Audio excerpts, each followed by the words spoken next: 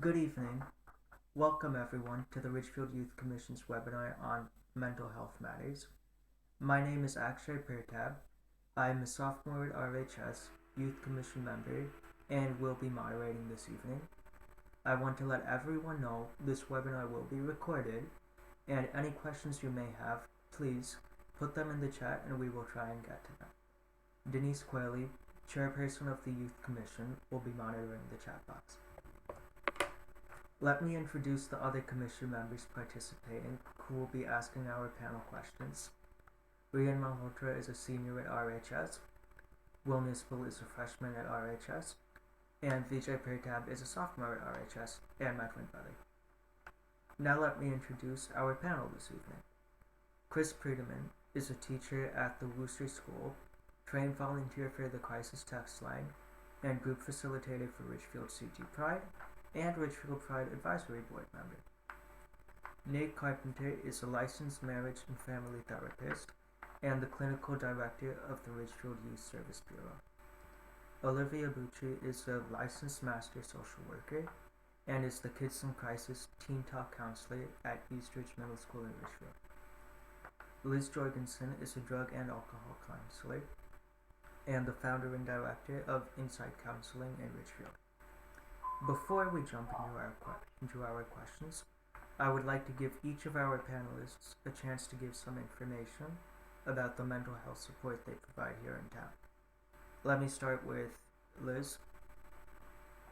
Hi, everyone. Thank you for taking some time out of your busy life to be with us this evening, and for all the panelists, and also mostly for the students who volunteered your time. I have been very lucky to work in Ridgefield for 24 years now. And the one thing I really want parents to hear about the mental health state with young people is that it, many parents believe that they themselves are not pressuring their child to achieve more or to do more. And that may be correct, but many kids in town feel this intense pressure to keep up with the achievements of their friends or with other people in their classes. And I don't know about if anyone else can relate to this, but some of the schedules that I hear for some of the students that are struggling the most, are just so intense. And I think, you know, we are in a competitive world and we do have to prepare our kids for the world, but I have four grown children who are all educated and all pay their own bills. We only allow them to take one AP class a semester, and somehow one of them even got a PhD. I don't know how we did it. So we don't have to kill our kids with pressure, pressure, pressure.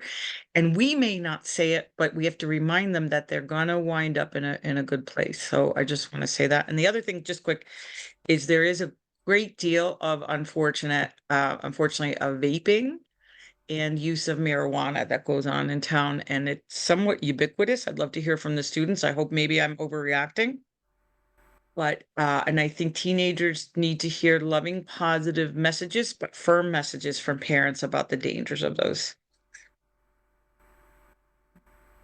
Uh, thank you. Olivia?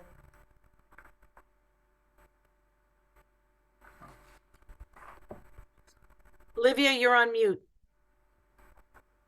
I'm so sorry. Hi, everyone. I'm Olivia Bucci, and I'm the Teen Talk counselor at Eastridge Middle School.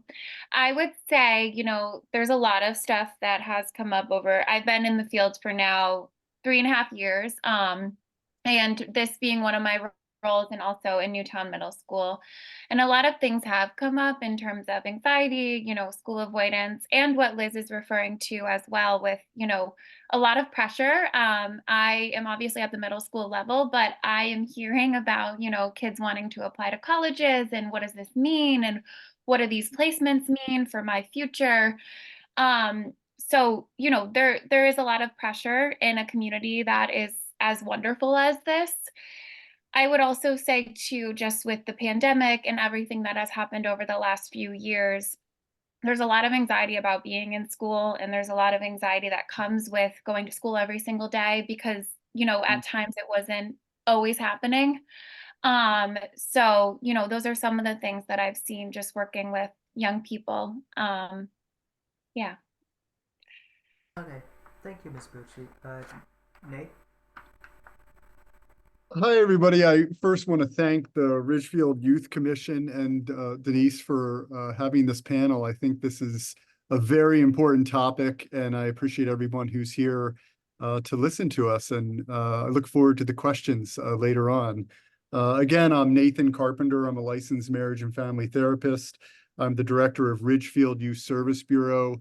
We're located in the Town Hall Annex. If anyone doesn't know where we are, I have a lot of people since I've started here about 3 years ago that didn't know we existed. I also have a colleague, Doug Burrell, who's also a licensed marriage and family therapist who works here. And both Doug and I are part-time. I have a history. I've been clinical director of 2 much larger youth service bureaus in Connecticut, and I've been a licensed marriage and family therapist for almost 20 years now. So I would say that predominantly I would agree. I think that I have a lot of young clients that come in that are seeking help regarding depression and anxiety at a much younger age than I would see at the beginning of my career. I think that vaping, both marijuana and nicotine, are an issue. And just recently, when you said that, Liz, I thought I've had a couple clients actually come in and say, I want to work on getting clean from nicotine, marijuana, and TikTok. And Wow. it really opened my eyes. At first I thought, I thought it was funny, but it is very true that this social media presence is very dominant in young children's lives and adults' lives. So that is something I look forward to talking to later on. Thank you.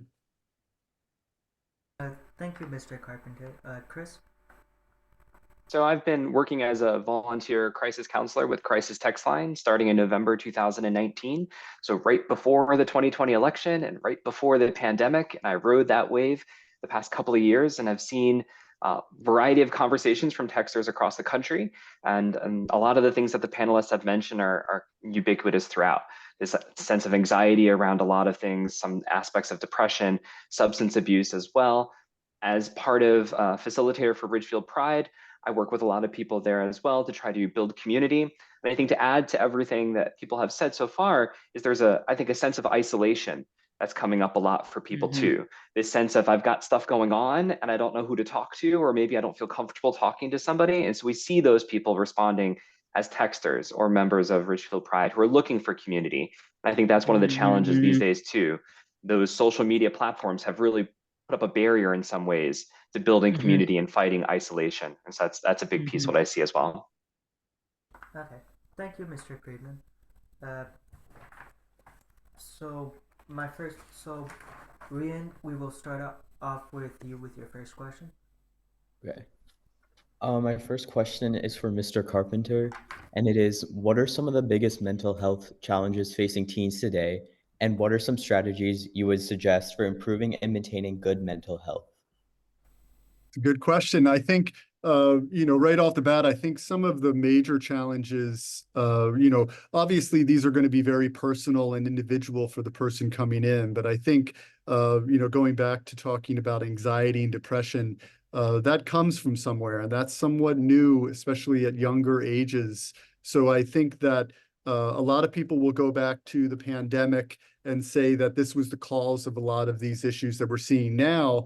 From the research that I've seen, a lot of that is pointing to kind of a coincidence that at the same time the pandemic happened, a lot of research was showing that social media, the effects of social media and parenting style were causing a lot of these issues that I think came out of the pandemic and got misidentified. So again, I think for young kids that are dealing with the pressures like Liz mentioned, not just scheduling, but the anticipation of going to college. I've seen middle schoolers come in feeling stress and talking about colleges. And again, developmentally, they have no concept of this, but they're given this stress. And it's not that the parents are meaning to do this, but it's something that they're picking up on conversation. So again, I think that the reasons that people come in, for therapy are very personal. I think that these are very broad subjects that affect us all, not just young people, but adults as well. So I gladly will pass this on to anyone else who wants to add to that question. Thank you. From a data perspective, when we look at the texters that come into the crisis text line, one of the major things that they self-identify is relationships and that connection with other people. And I think that goes exactly what Mr. Carpenter is saying. That relationship between their parents for a lot of kids has been a strenuous one or challenging one, or they're feeling misunderstood or not heard.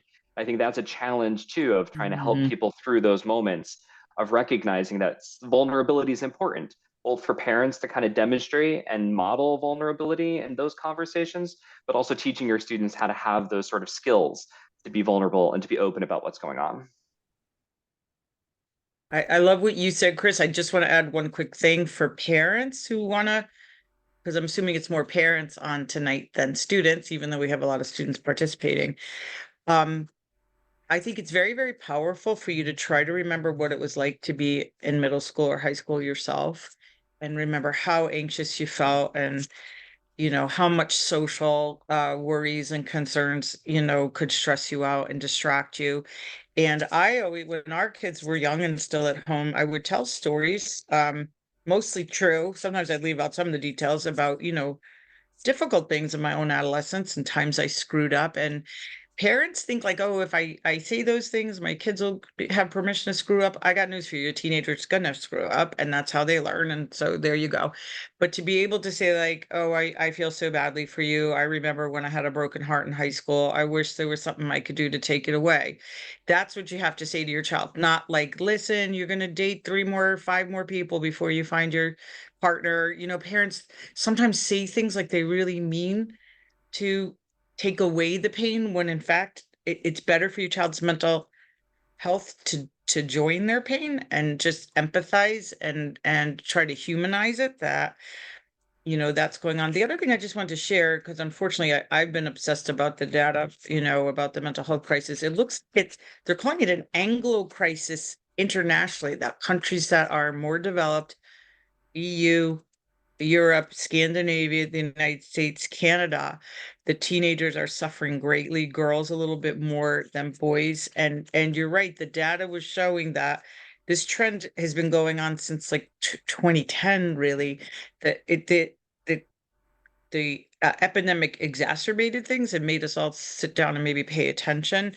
But parents, to make the mental health of their children better, always lead with love. When your kid comes home, don't ask them what their homework is right away. In fact, don't even ask them what their homework is. That might be a nice, thing.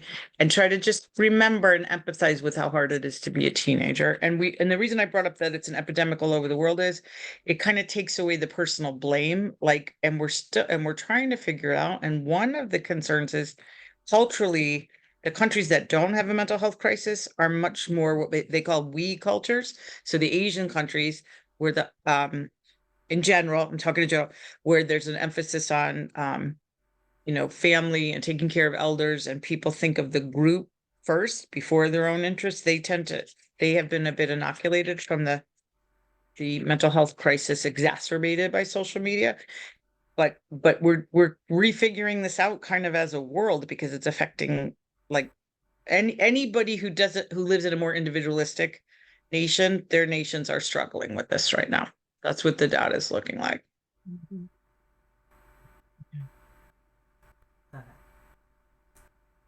Okay. Ms. Bushi, would you like to add anything? Yeah, sure. The only thing I would say in terms of mental health hygiene, I really encourage, especially young kids, to create boundaries. And for kids, that can look like, just spending less time on their phones, spending more time in person, and valuing those connections, doing things that they like to do, not that they just have to do. I'd also say knowing when to ask for help, because I think in this world, and also within this age group of like middle school, high school, it can be really hard. And also there's a little bit of shame that's connected with asking for help, but you don't want it to bottle up. And we sort of want to validate that experience, that when you do ask for help, things typically get better. So Yes. Thank you.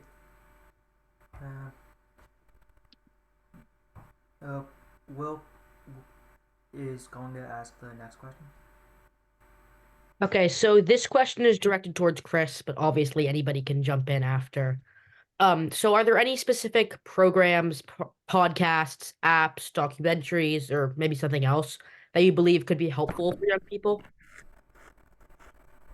So as part of what the volunteer crisis counselors do with the crisis text line is we provide people with a variety of different resources that they can use to sort of self-help their way through some very difficult moments. And that might include things like the Tribe Wellness Community, which is a forum-based moderated platform where people can go and share their experiences and find some of that online support that they're looking for in a more positive and constructed way.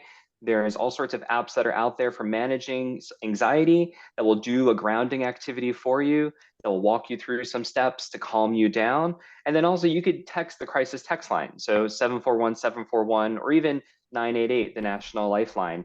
And a counselor can walk you through a grounding technique. And oftentimes we find that even just taking the time to take some deep breaths and focus on where you are and the things that are around you and your senses can bring people from fairly heated moments of distress back down to a calm place where they can engage with music or a movie, and that'll bring them back out of that into a space where they can start to relax and hopefully get back to rest or sleep. So there's definitely a variety of tools out there, and we'll have a number of links at the end of the presentation as well. I don't know if anyone wants to chime in on some other local resources, perhaps.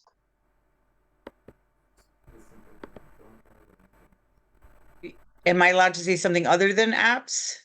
Because one thing at Inside Counseling that we insist on is that young people, if they're not already doing a sport, and they're kind of, in my opinion, there's kind of two groups that are in trouble in the local area: the kids that are over scheduled and are not getting enough sleep, frankly, and then the kids that are maybe very withdrawn and not doing enough. So we really encourage getting outside every day and physical activity. The data on that is incredible, and it doesn't have to be team sports, and it doesn't have to be going to the gym. I mean, I walked my dog this morning. That's enough to get the light and the sun being out, right? The last couple of days, right? It feels so great. And for parents also to really any apps that help monitor sleep can be helpful to a young person, but the parents also insisting on teenagers getting enough sleep. That basically when we sleep is when all of our brain chemistry resets, the body repairs, the brain chemistry resets, and absolutely positively so many teenagers are sleep deprived. And it's not just from screens. A lot of times it's from homework or activities, or they're getting home at 9 o'clock at night from the hockey game or whatever. And sleep really is the cornerstone of mental health for many people. Like, can't you relate to if you're feeling really stressed and upset or whatever, and you get a good night's sleep, you're just a new person. And really, I feel like we have a sleep crisis. So. I'm just going to piggyback real quick on what Liz said. I think going into sleeping with your phone, when you have your phone in your bedroom, a lot of young people will they'll turn notifications off, but the phone will buzz. They'll wake up and they'll look at their phone. They'll put the phone down and they'll go back to bed. But what a lot of research is showing is that's pulling them out of REM. That's pulling them out of the deep sleep. And in some cases, they're sleeping, but they're never reaching that level of sleep where you get that restorative feeling and that energy when you wake up. So you wake up tired. So I definitely agree with Liz on the importance of sleep. Thank you. Ms. Bucci, do you have anything else to add? I'm having trouble you're- hearing, honey. Sorry. Oh, go ahead. Sorry. You're having trouble hearing me, or no? No, it's fine.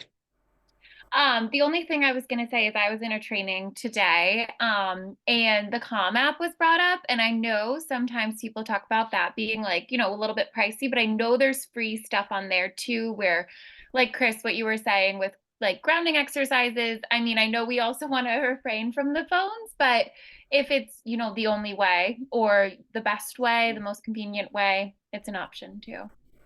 Mm-hmm. And I think for a lot of people, it's a stepping stone. It's that recognition of, okay, there are things that can help me make me feel better in those moments. And maybe I want to feel this way all the time, and connecting then with mental health professionals to look at some of the ways that you can kind of go about that. Some of those apps are a nice way of kind of an entry point into mental health and thinking about what's going on with yourself and how do you make yourself feel better on a regular basis. Okay, thank you. So our next question is from Vijay.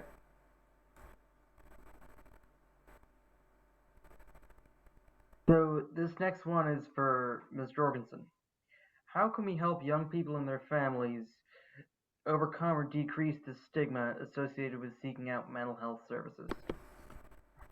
Oh, that's a wonderful question. Well, first of all, I really want to compliment you, the younger generation. I think you guys seem to have broken through the stigma in your own culture, like with each other. And I think it's very cool. I mean, every once in a while here at Insight, we have a waiting room that, because there's a bunch of therapists here. Every once in a while, I'll go out to greet my next client and they've brought a friend with them. And they'll say, my friend's really down today. Like, I wanted him to see, like, a lot of boys will do this. I wanted to see it's nice here and everybody's nice. And like that never happened more than 10 years ago. You know, I think it's very cool. I think if there's stigma to be busted, it's among the parents. And I think listen, I think our culture is evolving. The young people will lead us forward, but I think there still is a lot of stigma and a lot of judgment on families, and especially on the mothers when a child has mental health issues, when in fact we know a lot of the predisposition for mental health issues is genetic.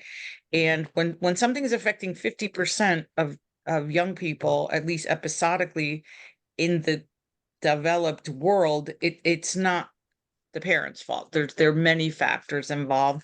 And I think for parents, to understand, like, and luckily many pediatricians are so great about gently saying why it's important to go for mental health help. But I've had parents in here tearful saying, well, this was such a great experience, and we were so embarrassed or didn't really think it was a problem. I mean, I don't really have an answer to get through to parents who maybe, you know, grew up with their own stigma against it.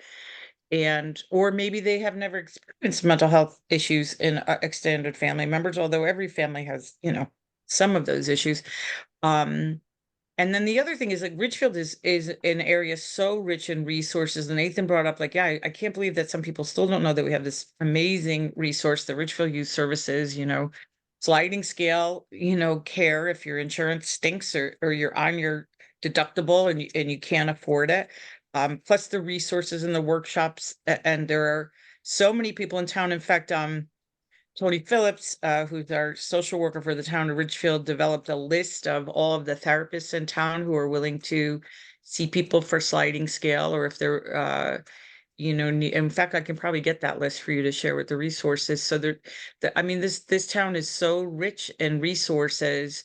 And in fact, I found the Ridgefield Youth Services is great about, I mean, I just called Doug directly, Nathan, but about connecting people, you know, quickly with resources that are not maybe at the Ridgefield Youth Services. And I think we should feel good about that. And hopefully it breaks the stigma a little bit to have so many, you know, resources and people committed to helping others, like on a sliding scale, because I think that is important. It's very important to offer that. And thank you, Liz. And I will add that, you know, a lot of times there's been this mainstream acceptance of therapy. So this has created, and the pandemic definitely had this effect, where there's not enough therapists in terms of getting services, especially if you're using an insurance like Anthem or United or Cigna. A lot of times you're not finding a therapist that's anywhere near you or local to you. So in some cases, I see less stigma, but I also get phone calls from people that have been calling therapists for months and they haven't even gotten a phone call back. So I think that there's this you know, need for mental health providers to be out there. So again, I just wanted to add that. Thank you, Liz. And can I just say something for consumers? Insurance companies in Connecticut have to allow families to, or any patient, to access providers, licensed providers that are not in their network. If the network is full, people don't know that that's the law.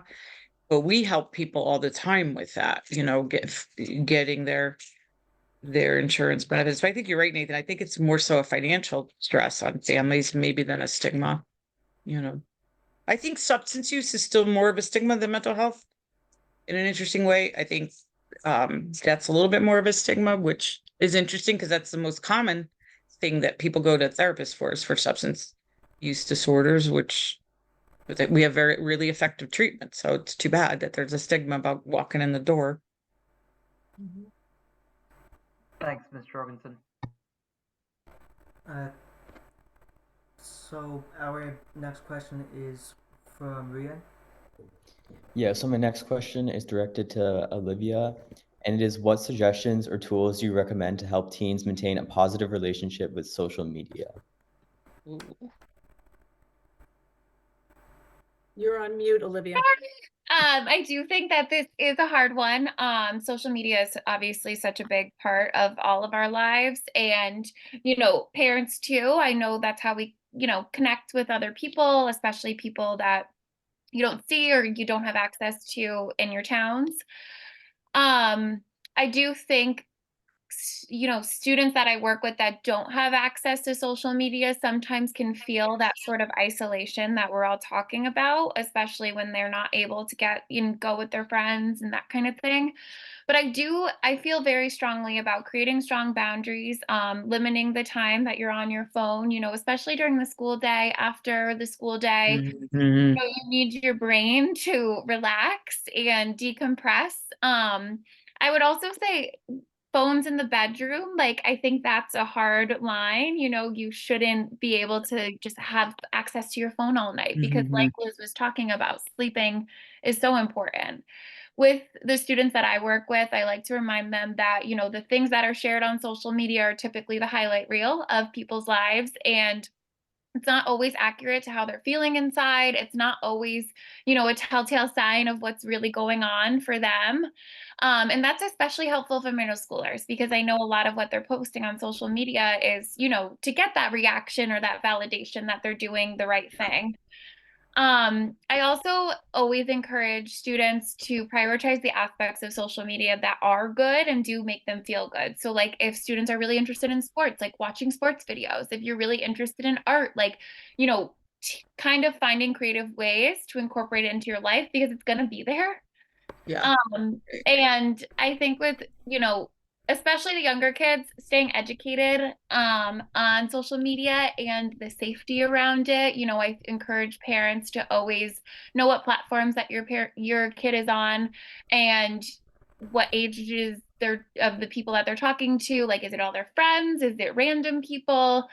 Also just knowing that, sometimes social media can be associated with anxiety, depression, lower self-esteem, and increase, feelings of this constant comparison that we don't have in the real world. So I think, there's a way to do it. It's complicated, but it can be done. And I think this generation too is having, an easier time with it, because we're so aware of the effects compared to, the generation above them. I think there's value as well in looking at a school community. So as a teacher, my students have their phones maybe for a calculator or a Desmos graphing or something like that. But keeping it in your pocket is going to always have that sensation and that trigger. And I think there's value in taking it out of your pocket, putting it in your backpack, and spending 30 minutes of class disconnected completely from it, and build up that tolerance of how long can I go without having it physically contacting my body, right? And putting that distance apart. And maybe starting in your favorite class where you're saying, I'm in the best possible environment that I can be in. I'm going to practice putting my phone completely away from me, where I can't see it, can't feel it, can't do anything, and building up that tolerance as the day goes on as well. Chris, I do that as a grown-up who has to get paperwork done. I go hide my phone, or I leave it in the car. If I'm going into like a library or something, I'll just leave the phone in the car, because I'm not a brain surgeon. Nobody has to reach me that urgently, so it helps me focus. I think it's a really great idea. A couple of local independent schools have made a no phone all day rule, but they leave the phones hanging up. The things that go over the closet that hold your shoes in your room, that they've I was at one independent school recently in Greenwich where the school secretary had labeled like 10 of them for different classes so the kids could have access to their phone during the day if they need to call a parent. And the kids went ballistic when they announced this new rule in September. And now they're starting to give feedback like, we love it. It's so great that nobody has the phone all day, but they can still go and like call a parent or whatever. And I think we're going to start to see more like kind of drastic things like that to just help, help teenagers be focused. It's hard enough to be focused all day in classes that you're bored with anyway, but if you could just be on the phone talking to all your friends, but that's a hard thing to ask kids to choose between calculus and friends, It's tough. As a chemistry teacher, I understand that for Or sure. And our middle chemistry. school has that benefit too of our middle school program has a phone-free environment where the kids Oh, have it put really? away, and it has that. And we do see tremendous improvements in interactions between their peers and feeling positive throughout Nice. the course of the day, and having that break and relaxing where you're not automatically in that chill moment of going, oh my God, I got to go check my phone. I get to relax and play ball and swing and be a child again. That's kind of a really beautiful thing. I think it's wonderful. I mean, I'm not saying the public schools should change it. I know that's a big thing and independent schools can do that. Yeah, you know what some of the girls said? I got to meet some of the juniors and seniors at this one school, and the girls were like, it's so great. Gossip doesn't go on and on and on all day. And like drama, drama, drama on the phone, which I hadn't even really thought of that. Like you're in the school building during the day and maybe there's arguments and drama going on. And yeah, interesting. Well, that kind of speaks to the fact that we're all of us, professionals, parents, students, we're all trying to understand what we're going through as a society because it's not anyone's individual fault if this many people are affected.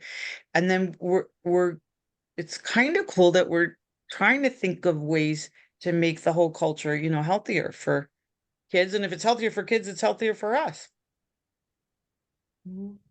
Going off Liz's point too, I always say this, but the more time that you spend on your phone, the more likely it is that you will have negative exchanges with friends. I think it's very easy, especially, with middle schoolers they're not always comfortable confronting their friends about certain things. And sometimes, they can go behind the phone and say it in a more harsh way or not quite get the point across or send it to someone else or screenshot. The I worst.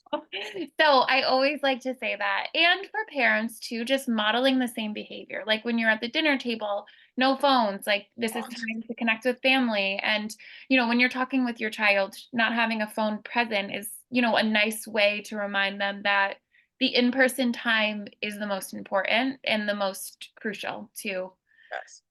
all our relationships. Okay. And I'll just jump in. I could talk about social media and screen time all night. I think it's a very interesting subject.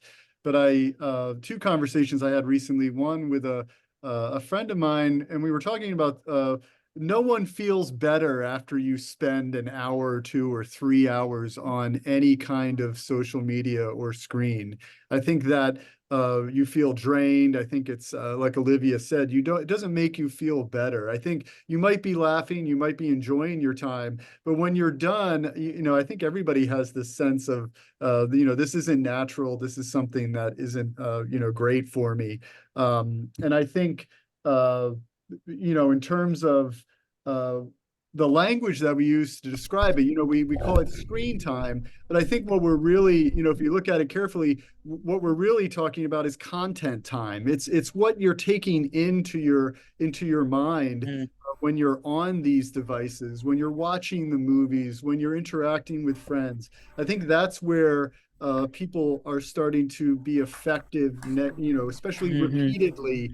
They're being negatively affected by this. And that's being recognized, as we speak. The DSM doesn't have a diagnosis for this screen time or social media. They do have one for gaming addiction, but which comes close. It has some of the similarities to what we're experiencing with screen time. But again, I think there's a part of us that we all feel that if we go on TikTok for too long, you don't feel great after you do that. I'll interject with one question that someone mentioned, and it's kind of related to this. that they were curious to know, are schools or are kids in general replacing phones with their computers? Are kids chatting on their computers instead? Kind of speaking to what you're saying about screen time. Yes. Yeah, yes. I was going to say, Chris. Yes. So the challenge there is that you're telling them to put the phone away. They're very willing to, because the apps that they're talking on can all be put on their computers. And so while they have the work up there, they're more than willing to engage then with all of those notifications that are coming flying in from everyone in their world.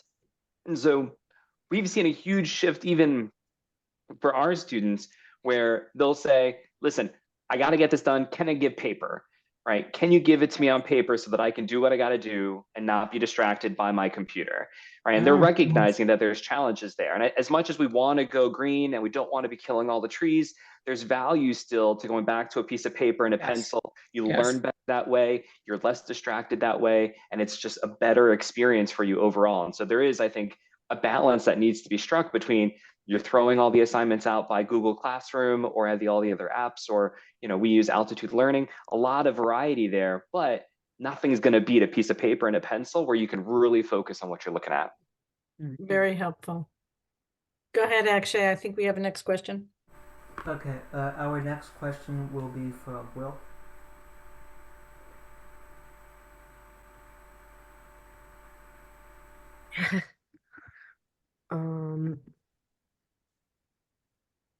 My Zoom is slowing down. Sorry. That's okay. We can hear you. You can? Okay. Yeah, Yep. my camera was cutting out before and I was trying to fix it, but okay. I think there we go. Okay, got it. Okay. So this is mainly directed towards Liz, but in what ways can people manage their stress when things are out of control? For example, like what's happening in the news. Oh, that's very apropos to where I'm at right now. I just canceled cable TV at my house because I know that I'm not going to do well with cable TV in the next several months. I just know it. I think that screen-free time is, I don't just think this, research is showing this over and over again, is absolutely vital to well-being. And I like the idea of that Olivia said. I think there shouldn't just be screen-free dinner. And for my clients here, I recommend at least 2 hours together as a family every day without screens. And that means the parents too. So the parents can't be checking their phone. And I love it because we used to do this in my house. My kids will be like, what do I do for 2 hours? I don't know. You could read, you could nap, you can eat, you can do whatever you want. Just no screens, like what we used to do. And I'm sorry, what was the last part of the question? What can we do for mental health? Okay. Yeah. The other thing is connection is really what's lacking in our culture right now. People feeling deeply connected to each other, and also people, this is from research, people not feeling as connected to something greater than themselves. And by that, I don't necessarily mean religion, but we have seen a real disillusion of a lot of behaviors that made connection more probable between people. Families used to attend temple or church much more on a regular basis. And this is the Anglosphere. This is other countries too, not just America. And we need a sense of social connection. And one thing I tell parents to do with their kids, at least every week, is to go out somewhere other than the house, do something outdoors, or do something somewhere together, and leave those phones in the car, or no phones allowed on the activity. And that may not sound like much, but one activity, say you all go out to dinner and the phones stay in the car. It's amazing how much information parents will get from kids and kids will get from parents.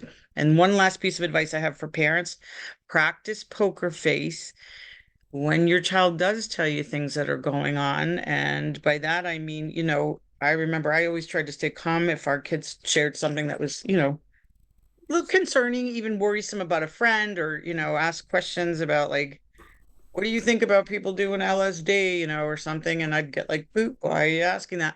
Because if we overreact to a child's disclosure of anything, they're going to be really reticent about bringing other things up to us. And it's a great privilege, if your child trusts you enough to come in and tell you what friends are doing. And it's kind of what I said before, instead of jumping in to give advice, practice a poker face, listen to them. And, it's hard to anticipate what the conversation will be, but teenagers need to know that we're approachable. And if we blow it and we do overreact, we need to apologize and just say, I'm so sorry. I want you to be able to tell me things. I overreacted.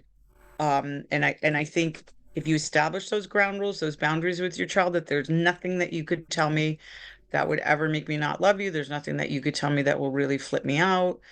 I was a teenager once. I know, things happen that are hard to talk about or hard to explain or understand.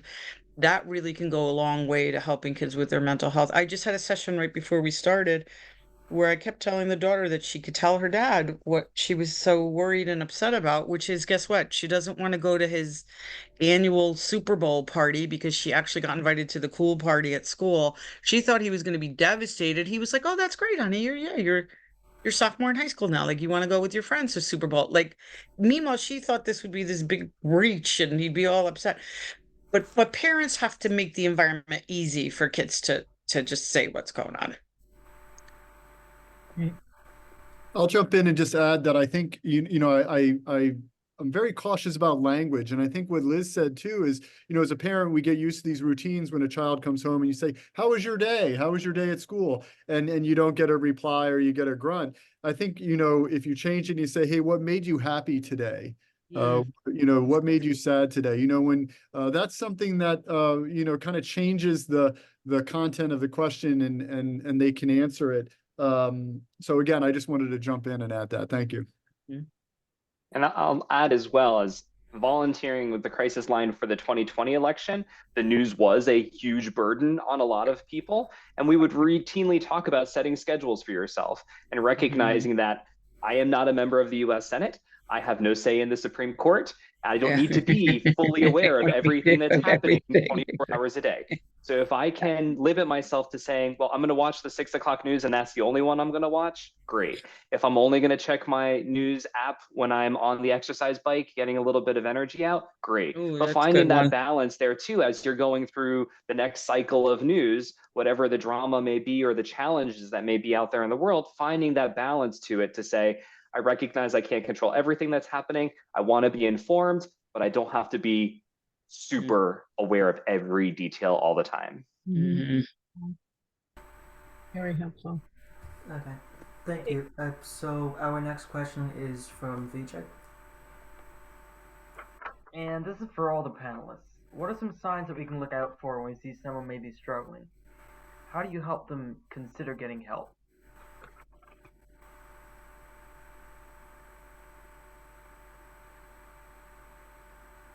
I think you asked the question, if someone's struggling, if this is a friend that's struggling and that they need help, and how do you go about doing that?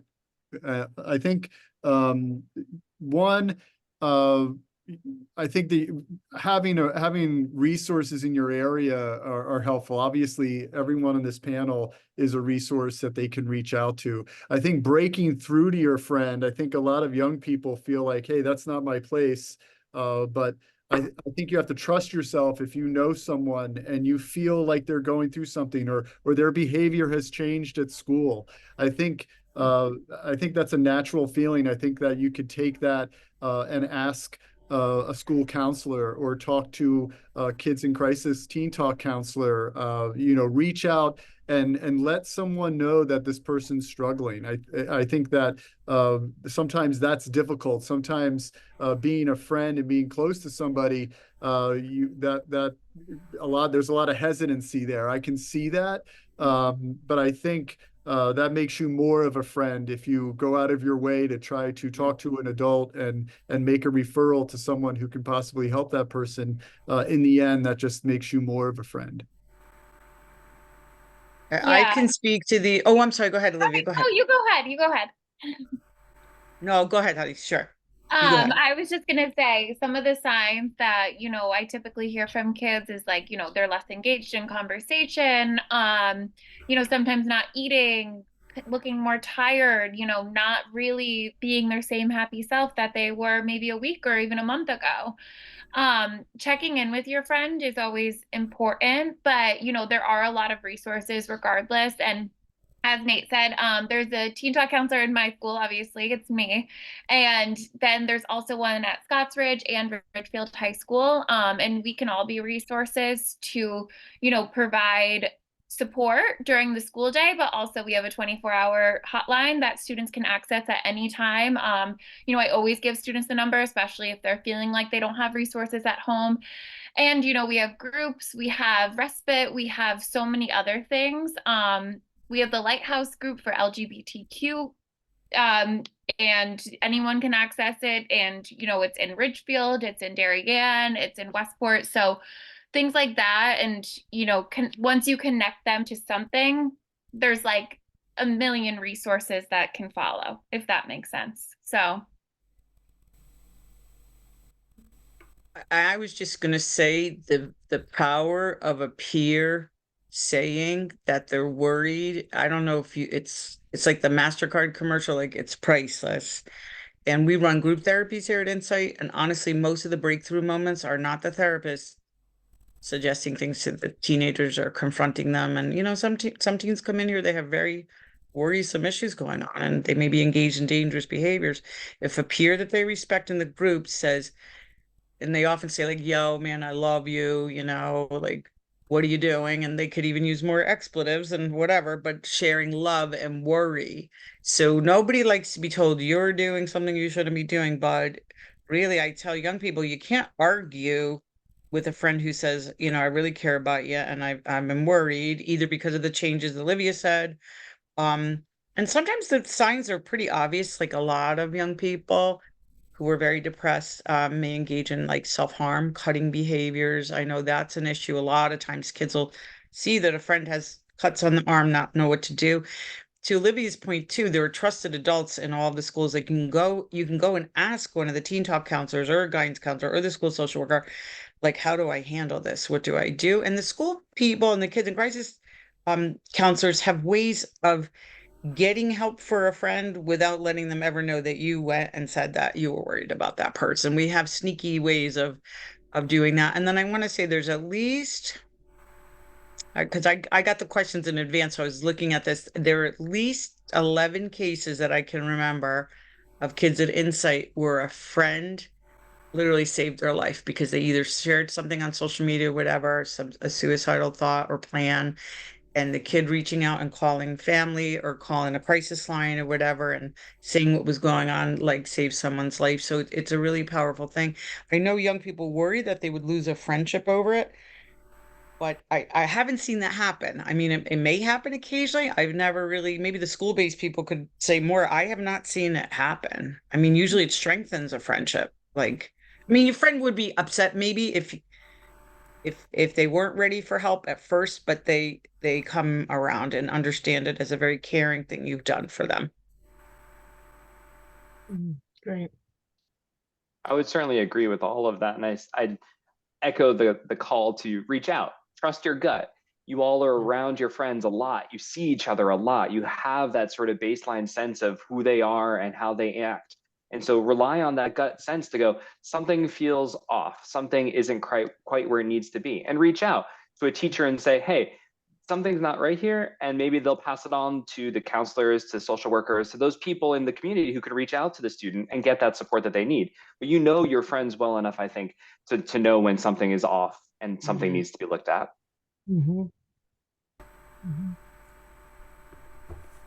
Okay. Thank you. So our next question is for Maria. Okay, this one is again to Mr. Carpenter. How do you know if someone's stress, depression, or anxiety is a temporary issue or if a more serious or problematic issue? That's a good question. I think the longer you know someone, the better you understand them. I think that if we're talking about when their stress or their depression reaches a point where they should seek help, or you feel like I think that's the question. Again, I think that you're going to feel that, you're going to understand that they might tell you that information when you see that. I think that it's hard to see in today's world because in some ways all these young people are under this stress, this shared stress that I don't remember being there when I was younger. And again, I always separate the digital natives, compared to myself. I remember a time without computers and having time to myself, literally having time to myself with nothing to do, and being comfortable with that. And I think in today's world with digital natives, that stress and that feeling is, I see come in with every client that I talk to, and sometimes it's hard to decipher the point at which somebody needs more help. I think that's again a time where you have to reach out. I tell young people, again, school counselors, we have a great clinical staff at our school system that are there to do just this. As well as the kids in crisis, teen talk counselors. This could be clergy. I always remind kids, especially around the ages of 14, 15, when you go to your pediatrician, that is your doctor. You have a right to utilize that doctor. And I want young people to reach out to that doctor, call that doctor's office and ask them direct questions. That is a confidential conversation you can have, and they will help you. They will put in an effort to try to answer your question, or at the very least, send you or refer you to someone who can help, so you don't feel alone. And again, this is for both somebody who, if you personally feel a certain way, or you see a friend who's feeling that way. I think the only option you don't have is not to say anything. I think that is something that you have to try your best and reach out. And I do want to come out. Chris on the panel has a great list. He provided a wonderful list of connections, all sorts of important phone numbers, and I was just going through it, Chris, before the panel, and I highly recommend everybody look at those resources and jot those down, because some of them are very handy and very easy to use. I tag on to that as well.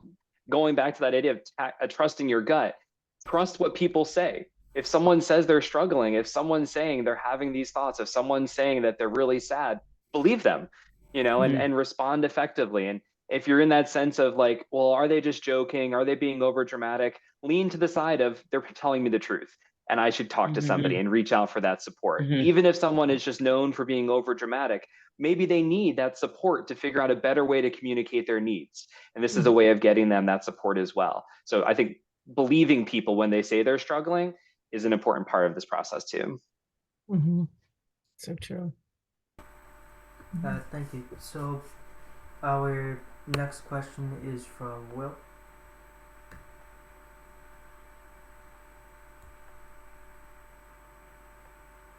Okay, so this is also to Liz. What role does substance use play in mental health challenges?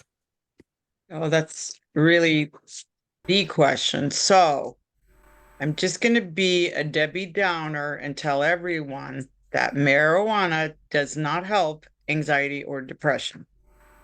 It can feel like it helps because it makes you forget for about an hour that you have anxiety and depression, or if you already have anxiety, especially the very strong, potent THC products that are available right now to young people, edibles, and also carts that are like, it's like a electronic device that delivers very high potency THC with almost no smell, and like a nicotine vape device, like a Juul.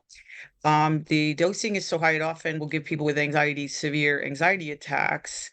However, even if they don't have anxiety attacks, what happens is if you drink or if you smoke or if you do drugs to manage mental health issues, you wind up getting a rebound effect. So then when the substance use fades, your natural brain chemistry has been altered.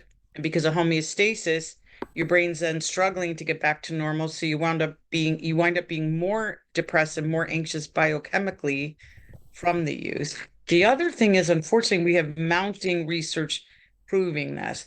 The very strong THC products available, because I mean, everybody thinks weed is benign and like it's going to solve all our tax problems or whatever. I don't know what the latest promise is.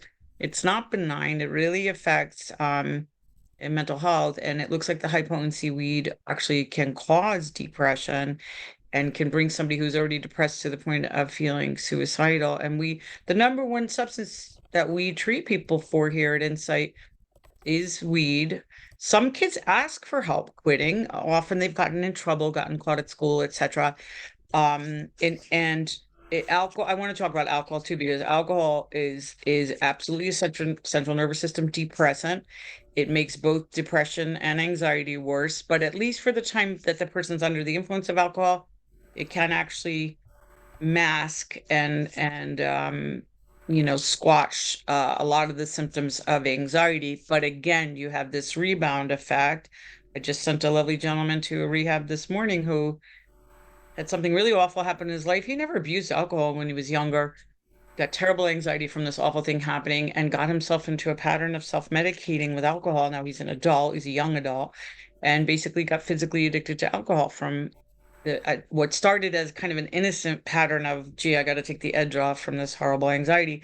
So the point is, people with substance abuse issues can make mental health issues worse biochemically and behaviorally. Plus, they do things they feel ashamed of, and then that's part of the cycle. And people with mental health issues that are thinking, I don't think anybody ever says like, "Oh, I'm so depressed today, let me smoke weed." It's more of a accidental finding of an experience with a substance that temporarily relieves someone from really feeling horrible. But the goal of treatment should be not just abstinence, not just being clean, but feeling better once you're sober, because we're addressing and helping any of the underlying mental health issues. And that's really what the answer is. And especially among young people, listen, we have had probably, I don't know, 25 to 30 young people have psychotic breaks from the high potency marijuana products. And luckily, so far, all but one of them have cleared and they're okay. And they probably won't have lifelong psychosis.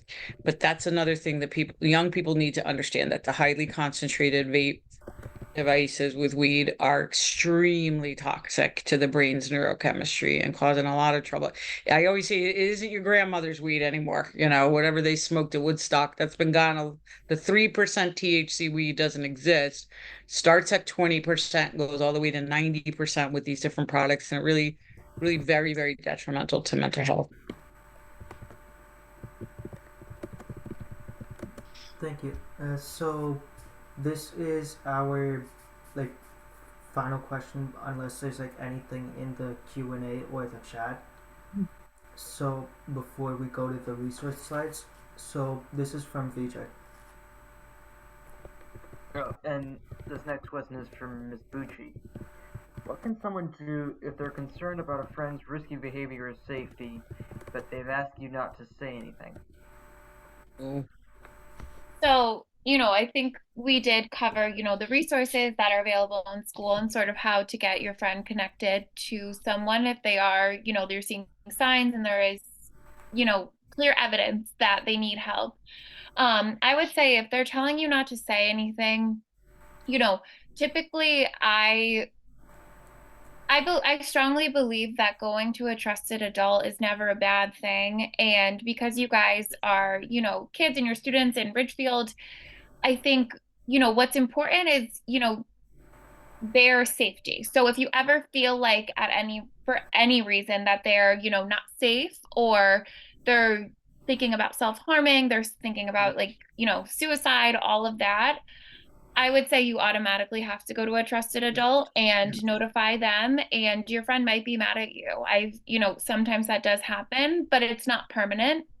And, like Liz was saying, they'll usually come around. That doesn't typically happen that they'll be upset. They will, they'll be upset in the moment, but once they get help that they need and they, are able to recognize that you're really just a friend looking out for them. I would also say in terms of other risky behaviors like drinking, vaping, marijuana use, those are typically things that are seen in high school. And I would encourage also, if you're feeling like they're at risk for, really harming themselves or not making good decisions or driving under the influence, it is important to tell someone who, can implement some sort of change. And typically as their friend, you're not going to be able to do that, but an adult can. So, always knowing who the trusted adults are, whether it's at school, whether it's their parents, if you have any sort of relationship outside of your friendship, being able to reach out to them and sort of share whatever issue it might be. Thanks, Ms. Pucci. Okay. Does anybody else have anything they want to add on to that?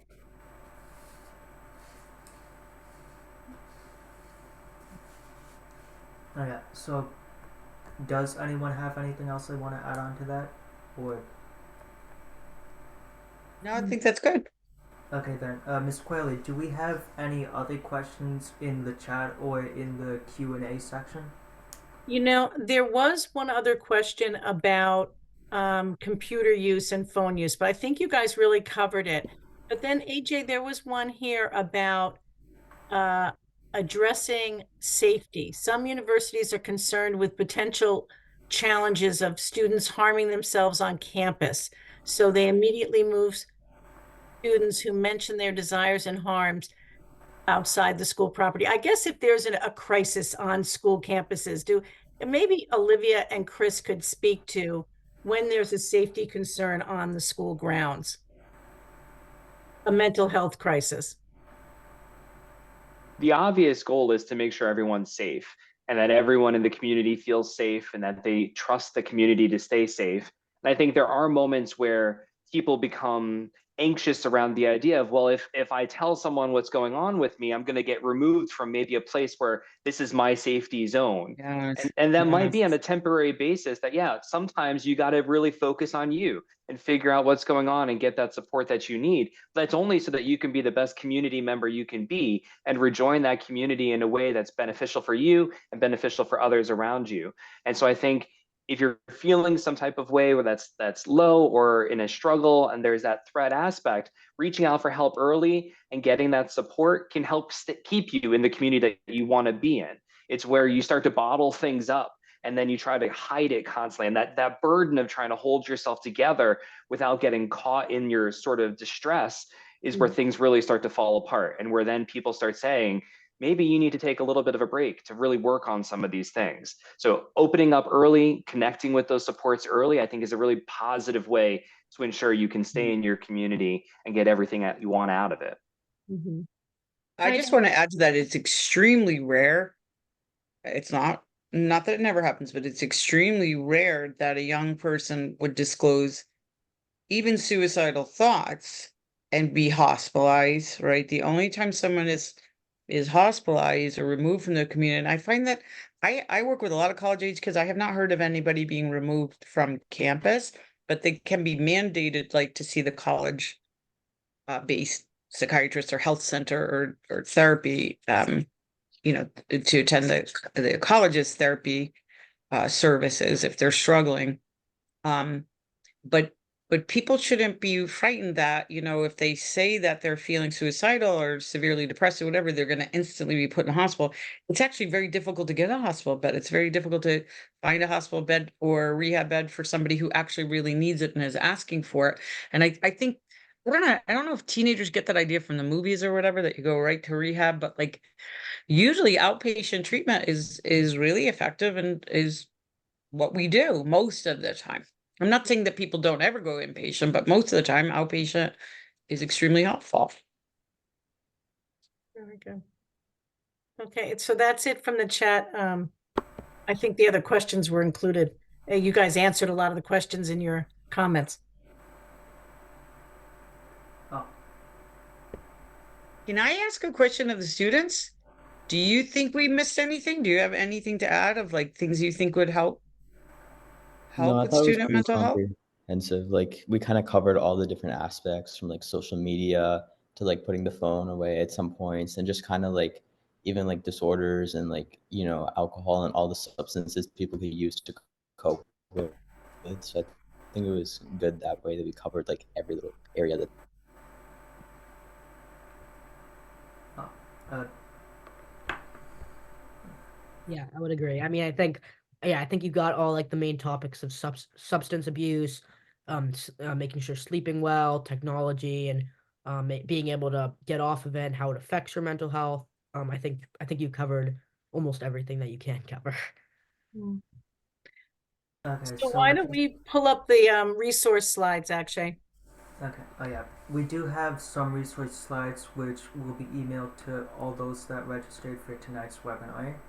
And a recording of the webinar will be on the Kids in Crisis website. I want to thank the panelists for participating and sharing this information tonight, Kids in Crisis, and the Ridgefield Youth Commission. And thank you and have a good evening. Thank you, everybody, so much. Thank you. Thank you. Good Bye-bye, night, everybody. Thank everybody. you. Thank you. Night. Thank you.